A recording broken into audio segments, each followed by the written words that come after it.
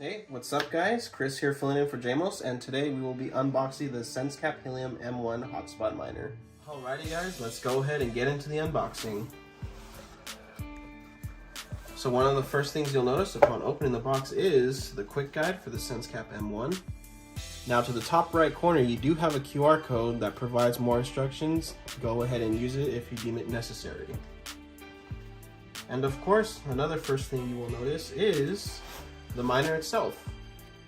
It does have a very sleek black convenient design, as well as vents for good airflow. You will also see that it has your antenna connector, your pairing button, your USB-C port, and your Ethernet port for a stable internet connection. We'll go ahead and put this off to the side for now. Another thing that you will get within the box is the USB-C to power adapter. And last but not least, we do have the 2.6 dBi antenna, although I do recommend that you guys upgrade to a 5.8 for better coverage. Alrighty guys, so that pretty much wraps up today's unboxing video. If you would like to keep up with the content, please like, comment, and subscribe, and hit the notification bell. Thank you for tuning in, and also on behalf of Mr. Jamos, thank you for your time.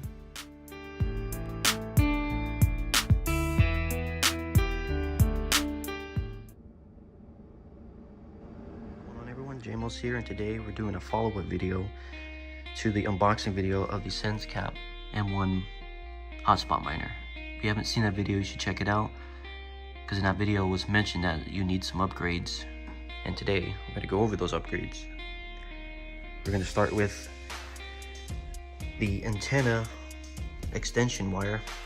As you see, this is used to extend your antenna beyond the back of your M1, because in most cases you want your antenna to be above your house so you can get the best signal possible. You have your connectors here, RP SMA and N female. Those are important because your antenna needs to be compatible. Next up is a SenseCAP only problem. I don't know about the other miners, but I know this is a problem for the SenseCAP. But the SD card that's installed in the SenseCAP is pretty weak and is not meant for what it is being used. So you do need to upgrade your SD card at some point, because if you don't, it will cause you problems in the future. And if you can see the SD card, it has a bunch of ratings on it. You have U3, A2, and V30. Those are basically ratings for application use. The main thing you want to focus mainly on is A2 and U3. Those are the main focus points you want if you're buying an SD card. And then this is an SD card reader to USB, because you need to flash your ID for your wallet, and of course the miner software. You need to flash it onto this new SD card when you install it into the miner, so it can sync to the blockchain and have no problems. So that's very important. This is a USB reader, so you can get this stuff onto and off the card. I might do a video on that if there is demand for it. And then this is the antenna hardware, more likely to mount it onto something. And then this is an included extension cable, but honestly it's not going to do any good. That's what we bought, this thick weatherproof one, because it's most likely going to be outside. And then here's the antenna itself. I'm going to try and do an unboxing here. Okay, so for the antenna, I'm going to go ahead and try to take it out of its packaging here.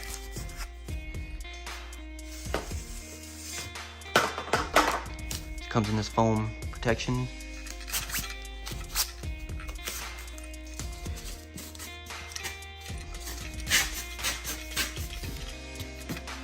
And as you can see, this is the antenna, 5.8 dBi. So ideally you want to mount this on probably like a flagpole or something, using this cable.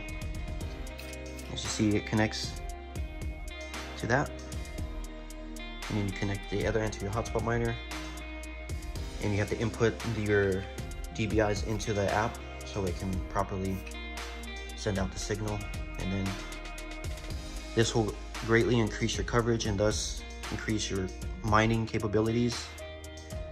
And of course, the more you can mine, the more money you can make. So this is the whole point of this. If you're invested in this stuff, this will help you hopefully make some more money. But that's basically all you need, at least for the SenseCAP. Like I said, I don't own any others, but if I do, I'll definitely do videos on them. But this is all you kind of need to increase your output for mining. And this is of course for the Helium cryptocurrency. So yeah, that is all for this quick follow-up video for the SenseCAP. If you like what you saw, please leave a like, comment, and subscribe. It will really help me out in making future videos. Thank you very much and have a nice day. What's up YouTube, James here, and in this video we are going to upgrade the SD card for the SenseCAP M1 miner. To get started, we're going to need a few things to do this upgrade. First up is a Phillips head screwdriver of about this size. Next up is the SD card reader, or if your computer has one, you should be good, but you need that. Then the micro SD card itself. As you see, this is a 128 gig micro SD card. I'll have a full spec list for what you need in the description, so make sure you check it.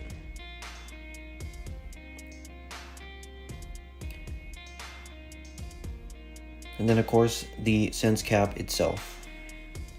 We'll be removing the two screws right there. And finally, you're going to need a computer, whether it's Windows or Mac. We are using Windows for this video. So let's go ahead and get started with this process. Okay, to begin, we're going to need to take off the front panel of the SenseCAP M1.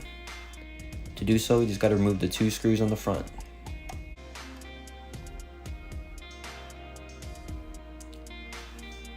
Okay, now let's go ahead and remove the front panel, and as you see, this is the inside of the M1. The SD card is on the left hand side. As you notice, it will look slightly discolored. That's because there is a piece of tape covering the SD card. So just remove the tape and try to get the SD card out. It's kind of hard if you don't have nails, but be careful you don't damage any other component. Okay, now that we got the old SD card out, we're now going to go to the Windows computer and begin swapping files over. So let's go ahead and get started. Okay, now we're going to do the software portion of this video. Everything you'll need is going to be in the description, so go there and download the software. Once you do that, plug in the SD card like so, and then Windows is going to automatically open the window.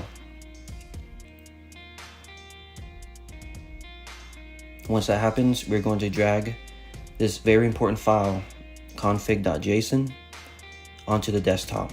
This file is crucial as it is responsible for allowing you to connect to the blockchain.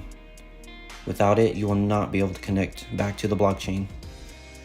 Once you drag the file onto the desktop, close the window, and then safely remove the SD card from the computer, like so. Once you do that, we're going to insert the new one and begin the flashing process. Okay, now that we swapped to the new card, let's go ahead and plug it into the computer and begin the flashing process. Okay, now that the window's open, let's close it and use the special program that we downloaded. Okay, now that the program's open, let's go ahead and load the M1 OS into the program. Then make sure the SD card you want to flash is selected. Then hit flash. Now based on your computer, this process can vary. I'm using a outdated computer, so this process for me is kind of slow. If you use a modern one, it will go a lot faster. I'm gonna run this in real time so you see what happens when this flashing process is running, and I will be back once it is completed.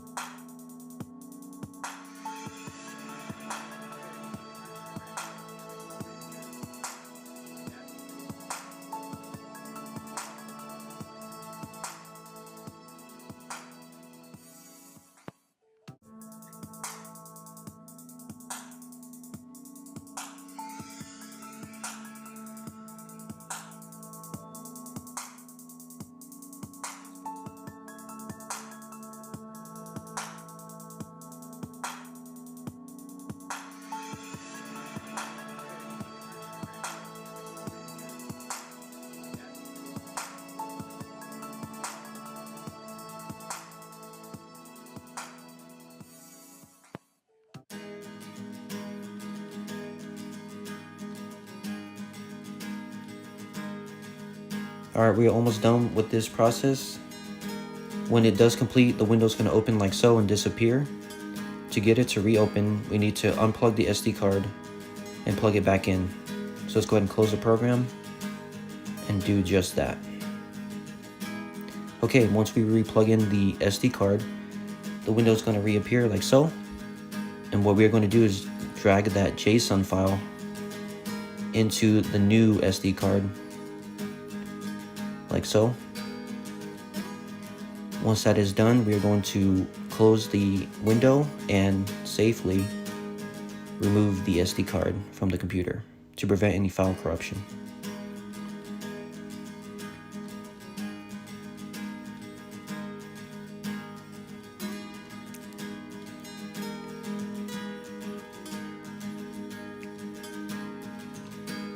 Alright, let's go ahead and remove it.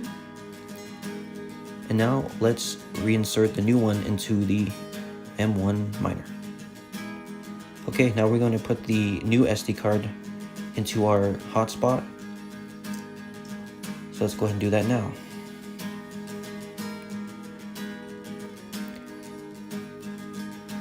Also, if you want to, you can try to reuse the tape. The adhesive on mine wasn't strong enough, so I ended up not using it. But just make sure it is snug in there because you don't want it to come out at all. Once you confirm that, just go ahead and put the panel back on and screw in the screws.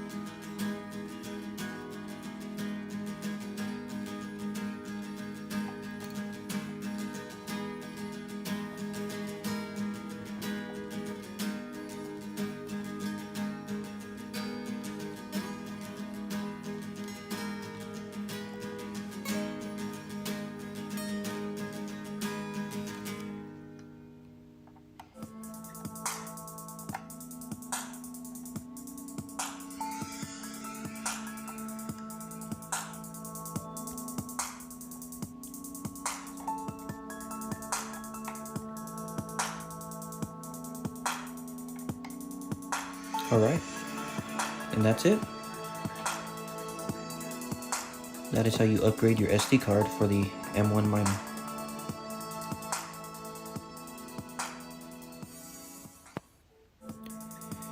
Alright, that is basically it. There is some very important information in the description, so please read the description on how to resync back to the blockchain. Thank you so much for watching this video. If you like what you saw, please subscribe, as it really helps me out.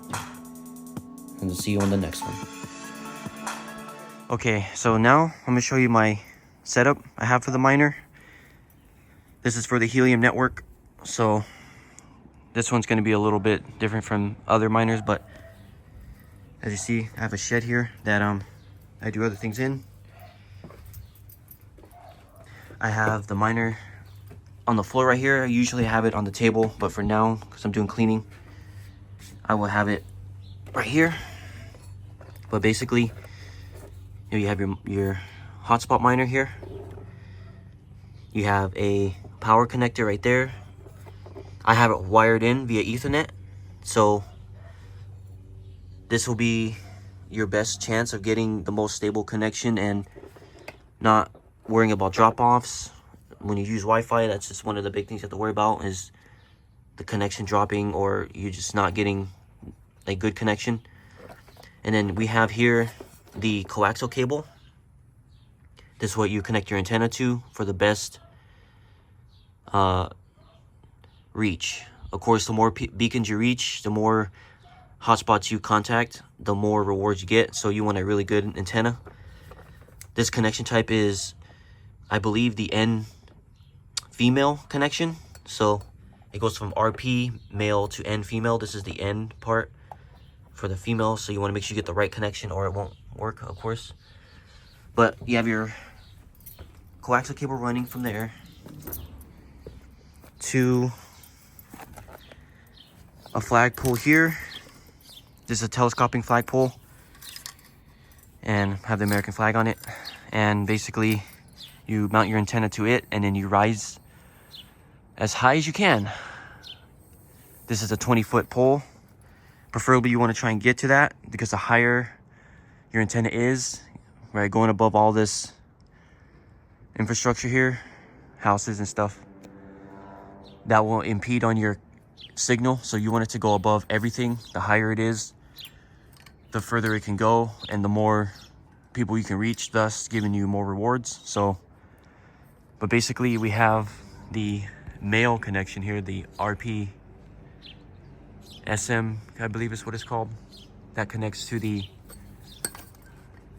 antenna. You see here, this is a 5.8 dBi antenna. So we have it kind of mounted on here as best I can. But that's the connection right there. You screw it onto the bottom. And yeah, keep it as secure as you can. Of course, you want this flagpole to be secured, because, you know, if it starts getting windy or anything, you don't want it to fall over. This is a temporary setup, but that's basically the gist of it. You're going to bring the antenna as high as you can into the sky while keeping it stable. And of course, the higher you go, the more rewards you get, pretty much. Well, this is one of the factors. But yeah, that's basically the setup for the miner right there. As mentioned, preferably you want an Ethernet cable because of the stability. Wi-Fi is just not stable enough, and the miner doesn't really have a good Wi-Fi chip inside it. So just try to use Ethernet if you can and get that going. That's basically the setup I got.